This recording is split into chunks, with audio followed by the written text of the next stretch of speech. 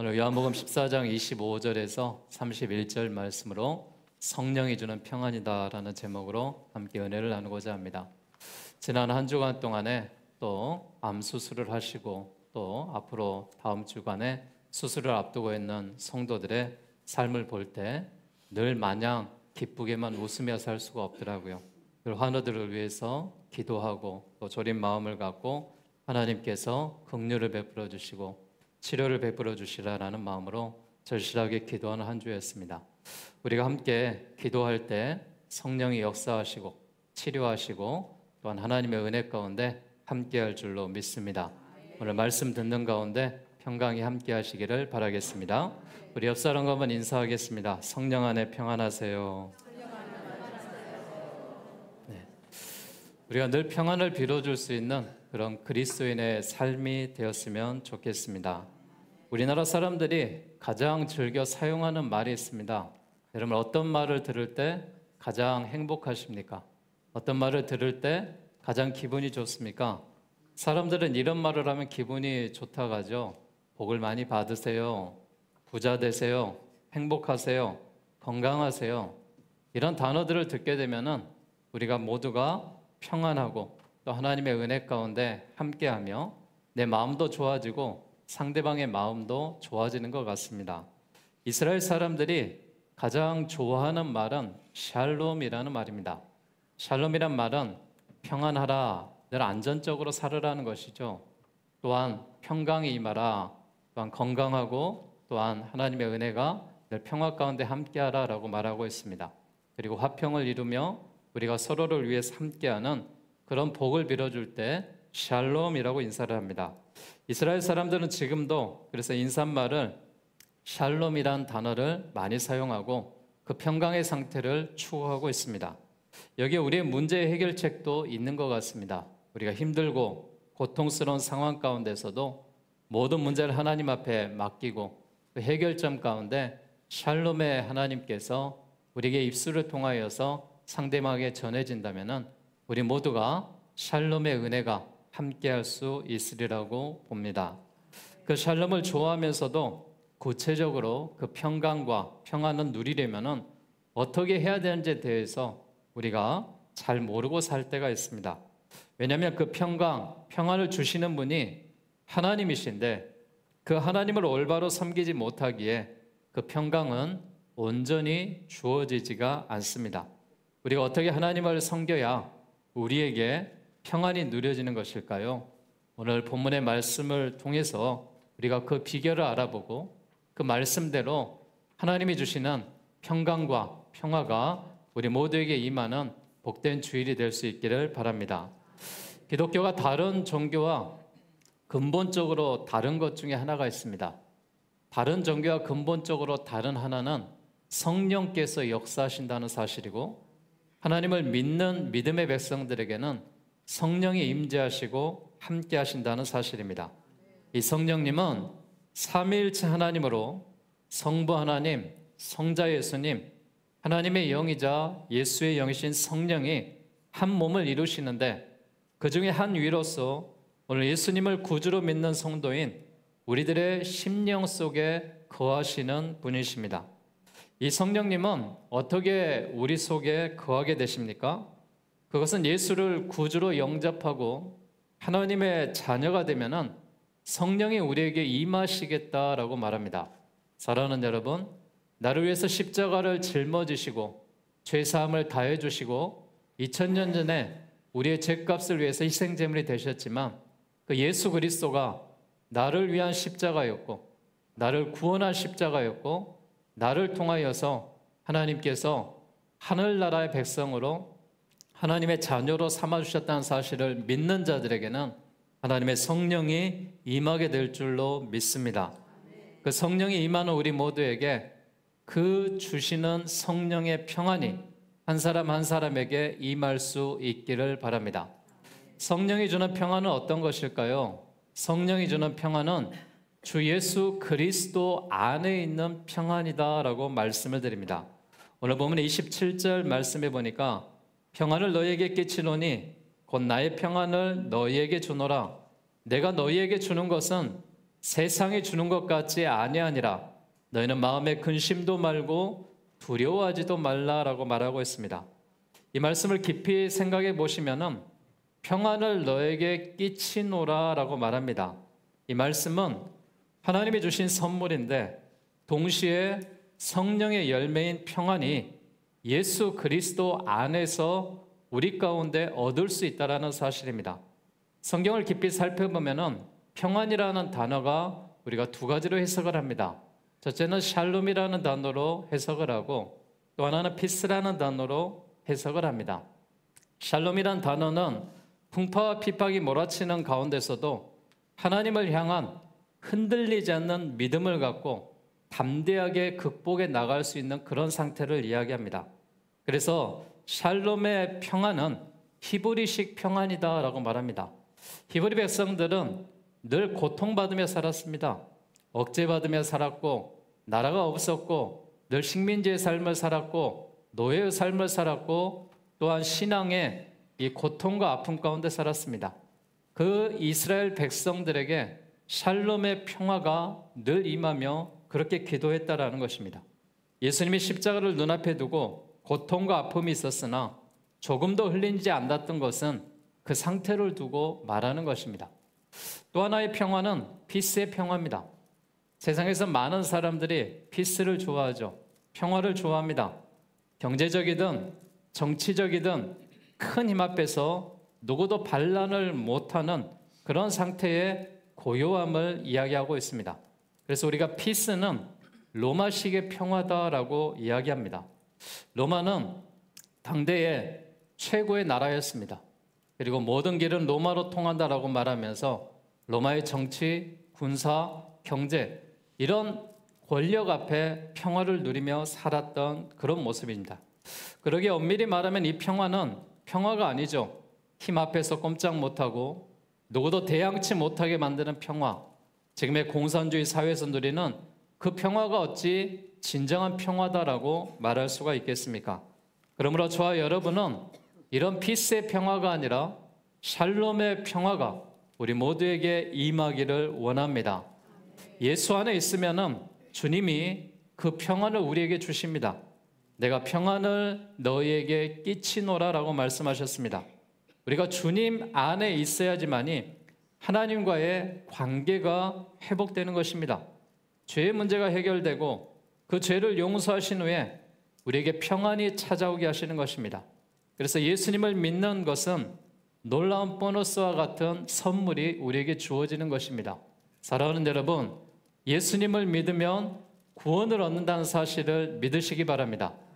구원을 얻는 여러분들에게 하나님의 성령이 함께 하실 줄로 믿습니다. 예수를 누리면은 이 땅에서 평안의 삶을 얻을 수가 있는 놀라운 역사가 있습니다.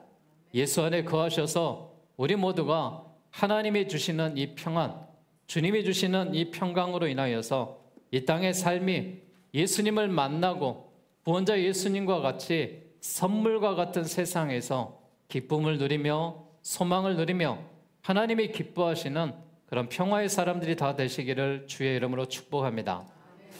평안의 사람들은 어떤 사람이냐? 성령이 주는 평안은 주님이 직접 누리는 평안이다라고 말했습니다.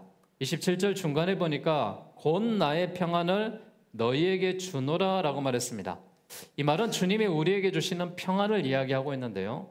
주님이 직접 누리고 있는 평안을 이야기하고 있습니다. 여러분, 예를 들어서 내 안에 평안이 없다면은 다른 사람에게 평안을 빌어줄 수 있을까요? 없을 거라고 생각합니다. 내 안에 기쁨이 없으면 상대방에게 기쁨을 줄 수 있을까요? 기쁨을 줄 수 없습니다. 내 안에 기쁨이 있고 내 안에 평화가 있어야지만이 다른 사람들에게 평안의 축복을 빌어줄 수 있다라는 것입니다. 더 나아가서 내가 평안하지 못하면은 남에게 평안을 준다라는 것은 거짓말과 같은 것이죠. 주님은 평안을 누리고 계셨습니다. 생각해 보면 주님이 이 말씀을 하신 상황이 어떤 상황입니까? 다름이 아닌 고통의 십자가가 눈앞에 있는 상황입니다. 이제 얼마 있지 않으면은 죽음이 기다린다는 사실을 알고 있는 상황입니다. 그런데도 전혀 흔들림이 없이 그는 평안의 이 모습 가운데 곧 나의 평안을 너희에게 주노라라고 말했습니다. 그분 속에 성령이 함께 하셨기에 평안이 있는 줄로 믿습니다. 오늘 우리 모두에게도 그 평안을 누릴 수 있기를 바랍니다. 사실 쉽지는 않습니다. 평안을 누릴 수 있다 하지만은 예수님을 믿는 것 때문에 핍박이 오고 고난이 찾아오고 사망의 음침한 골짜기가 지날지라도 그 평안을 잃어버릴 수 있음을 우리가 알아야 됩니다. 여러분에게 주님이 주신 이 평안 속에서 날마다 살아갈 수 있는 능력이 임할 수 있기를 바랍니다. 우리는 어떻습니까? 여러분 날마다 평안하십니까? 아니면 그렇지 못한 삶을 살아가고 있습니까? 평안을 빼앗기셨습니까? 내 안에 얼굴 가운데 빛이 나지 않습니까? 사랑하는 여러분, 하나님의 성전에 들어온 여러분들에게 그 평안이 회복되고 평안이 우리 안에 들어오고 그 평안으로 다시금 살아가게 하실 줄로 믿습니다. 마귀가 우리에게 평안을 빼앗아갑니다. 평안을 빼앗아가는 방법이 참 여러 가지가 있습니다. 우리에게는 늘 만족하지 못한 그런 삶을 살면서 남과 비교할 때 우리가 이 평안이 빼앗기는 것 같습니다. 마귀가 우리에게 주는 평안을 빼앗는 것은 첫째는 탐욕입니다. 이것은 우리에게 주어진 평안을 빼앗도록 하는 가장 강력한 무기가 되죠. 이것을 다른 말로 하면 소유욕이죠. 내가 갖고 있는 것에 만족을 못합니다. 왜냐하면 나보다 다른 사람들이 더 많이 갖고 있기 때문에 그렇습니다. 나보다 더 좋은 집에 살고 나보다 더 좋은 차를 타고 나보다 더 좋은 호의호식을 누릴 때 우리는 그 사람을 보면서 만족하지 못합니다. 탐욕이 생깁니다. 남이 나보다 잘 사는 것을 보면은 평안하지가 않습니다. 왠지 모르게 평안을 잃어버립니다. 여러분 지금은 핸드폰이 없는 사람이 있습니까? 거의 없을 것입니다. 한 사람이 2개씩 갖고 있는 그런 사람도 있을 것이고요. 그런데 여러분 불과 20여 년 전만 하더라도 30년 전에는 그 핸드폰이 정말 이 무전기처럼 큰 핸드폰이 몇백만 원 했습니다. 그리고 차에도 카폰이라 그래서 그 차에 핸드폰이 카폰이 되는 차는 정말 고급 차였습니다. 그런데 그런 상황 가운데 그 무전기를 들고 다닌 것에 대해서 부러워했습니다. 그런데 여러분 지금은 어떻습니까? 그런 것을 들고 다닌 사람, 즉 5G 시대를 살면서 2G 폰을 들고 다닌 사람도 우리가 왜 아직도 2G를 쓰지? 그렇게 이야기할 것입니다. 그렇게 된다면은 만약에 여러분이 30년 전에 그 핸드폰을 들고 살았다면은 얼마나 큰 행복과 사람의 부러움을 가지고 살았을까요? 우리는 이 시대에 누구나 갖고 있는 것을 내가 갖고 있다라고 생각하면서 나보다 더 많이 갖고 있는 사람에 대해서 욕심을 부리시면은 결국 내가 그걸로 인하여서 내 마음이 상하고 마귀가 나를 방해하여서 탐심 가운데 탐욕 가운데 평안을 빼앗아가 버립니다. 이런 평안이 빼앗기지 않기를 주의 이름으로 부탁드리겠습니다. 우리에게는 야욕이 있죠. 이것은 다시 말하면 야망입니다. 물론 야망이 있어야 세상은 발전한다 그럽니다. 그리고 세상에 야망이 있어야지만이 좋은 기업들도 생기고 경쟁이 생겨야 또한 경제가 좋아지고 또 좋은 세상이 만들어진다 그렇게 이야기합니다. 우리나라 과거의 70년대 6.25 이후에는 세계에서 제일 못 사는 나라였죠. 1인당 GNP가 5,000불 밖에 되지 않았으니까요. 지금은 얼마에 지금 이 GNP를 갖고 있냐? 1인당의 GNP가 약 35,000달러의 GNP를 갖고 살아갑니다. 세계 10위에 갈라는 그런 강대국이었고 지금은 K-팝의 시대를 넘어서 K-콘텐츠의 시대를 우리가 살아가고 있습니다. 물론 이런 야욕이 있어야지만이 나라는 잘 사는 것 같습니다.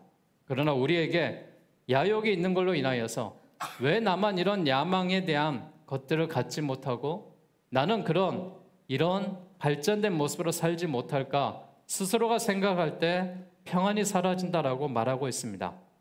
또 하나는 질투겠죠. 남이 잘 되는 것은 그냥 보지 못합니다. 그냥 나보다 잘 되는 게 괜히 배 아픕니다.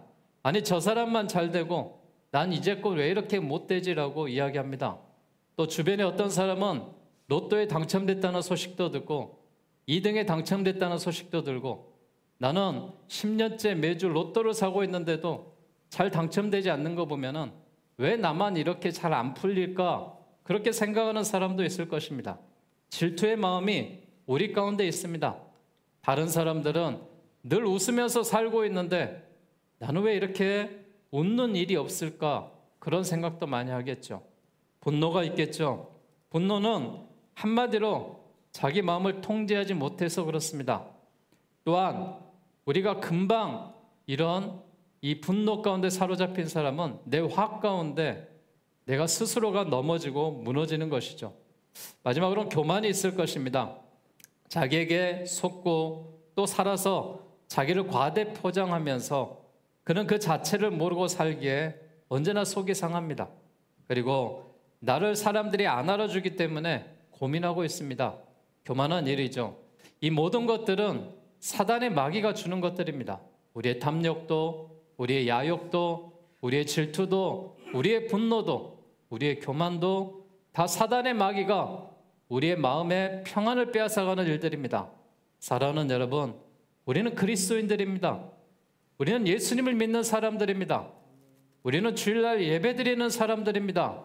그러기에 우리가 이런 탐욕과 야욕과 질투 때문에 분노와 교만 때문에 평안을 빼앗겨버리고 세상 사람처럼 살아간다면 우리가 어찌 그리스도인이다라고 말할 수가 있겠습니까? 사랑하는 여러분, 이런 것들이 나를 누르고 있을 때 과감하게 물리치시고 예수의 이름으로 떠나보내시고 예수님 안에 평화와 만족을 누릴 수 있는 우리 모두가 되시기를 주의 이름으로 축복합니다.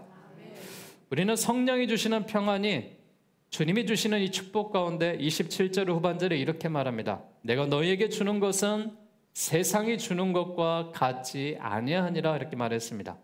세상에서 누릴 수도 알 수도 없는 평안을 너희에게 주겠다라는 것입니다. 세상이 주는 평안에는 몇 가지 특징이 있겠죠. 세상이 주는 평안은 어떤 특징이 있을까요? 환경에 의해서 얻어지는 영향을 받는 평안입니다. 세상 사람들은 돈이 많아야 평안합니다. 힘이 있어야 평안하고 높아져야 평안하고 건강해야 평안합니다. 그 반대는 평안이 없는 것처럼 생각을 합니다. 그러나 여러분, 주님이 주는 평안을 다시 한번 생각해 보세요. 주님이 주는 평안은 돈이 없어도 평안할 수 있습니다. 힘이 없어도 평안을 누릴 수가 있습니다. 낮은 자리에서도 누릴 수 있습니다.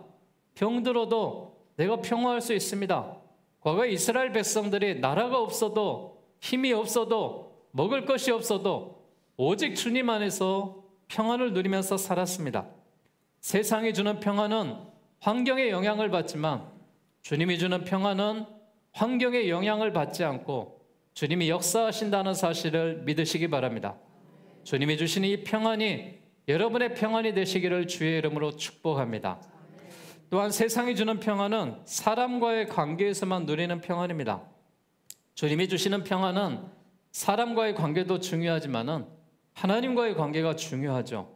죄사함의 은총에서 누리는 평안, 영생의 삶을 바라보는 평안, 하나님이 주실 상급을 통한 평안, 이런 것들이 세상이 주는 평안에서 누릴 수 없는 것들이죠.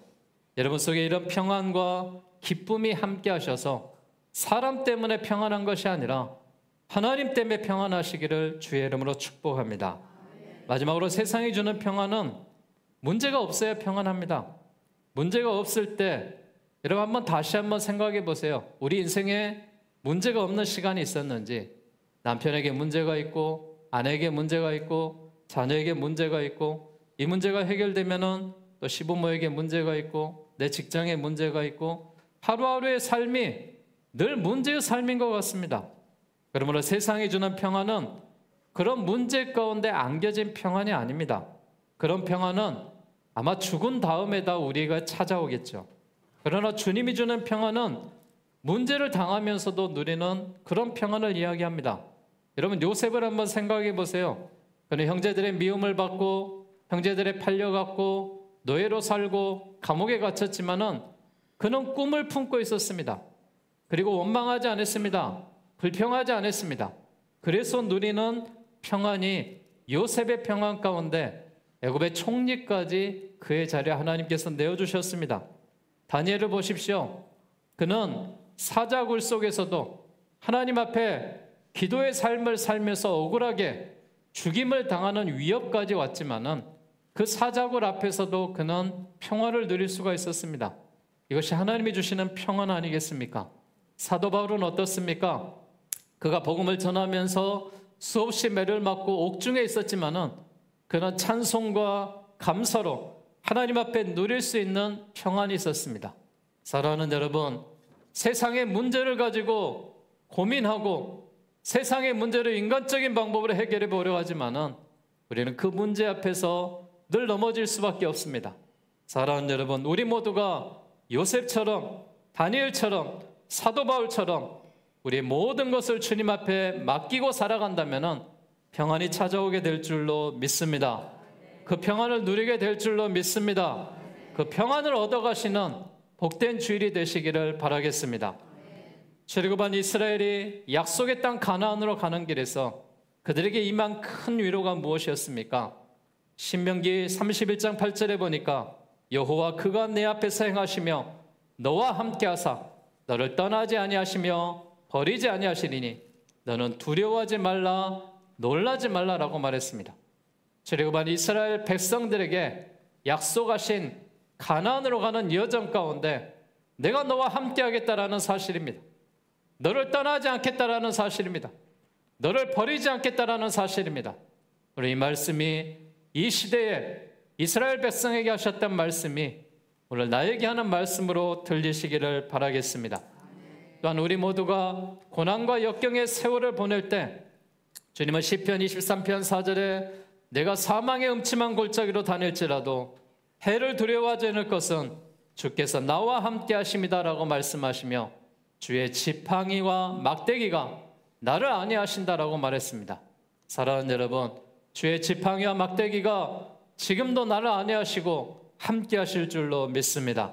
분명 우리의 삶 가운데 우리가 결코 외롭지 않고 피곤치 않고 여호와 하나님이 함께 하신다면은 요한복음 14장 18절의 말씀처럼 내가 너희를 고아와 같이 버려두지 아니하고 너희에게 다시 오리라라고 말씀했습니다.